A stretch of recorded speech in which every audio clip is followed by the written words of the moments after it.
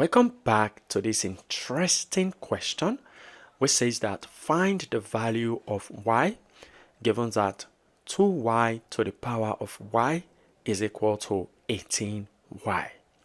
Well, our first step will be for us to divide both sides by 2. So we have 2y to the power of y equal to 18y. So I'll divide both sides by 2. Now, what's something? 2 cancels out from the left-hand side, leaving behind y to the power of y. And this is equal to 18y divided by 2 is 9y. Very good. Now, let's divide both sides by y. So I divide the left-hand side by y and divide the right-hand side by y. Now, what's something? The right-hand side, y cancels out.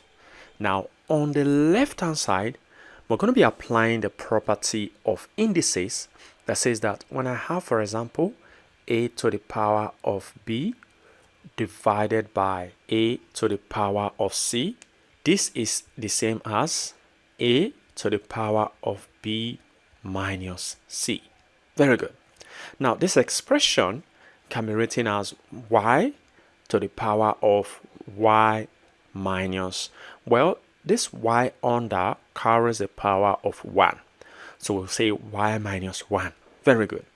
And this is equal to 9 on the right-hand side. Now, simplifying further, we have y to the power of y minus 1 to be equal to 9 is the same as 3 squared. That is it. Now, we want to make the right-hand side to look exactly as the left-hand side. So we have y to the power of y minus 1 on the left. This is equal to 3 to the power of, remember, I have y as the base here, so I have 3 as the base. Now we are raised to power of y, so that means I'm going to be raising this to power 3. Very good. And when I subtract 1, 3 minus 1 gives back 2. So we have the same thing. Now notice that on comparison, we can say that y is equal to 3. And this is our correct answer. Let's check if this is correct. So on checking y equal to 3, let's put it here. So we have 2 times 3, which is the value of y, raised to the power of 3. And this is equal to 18 times 3.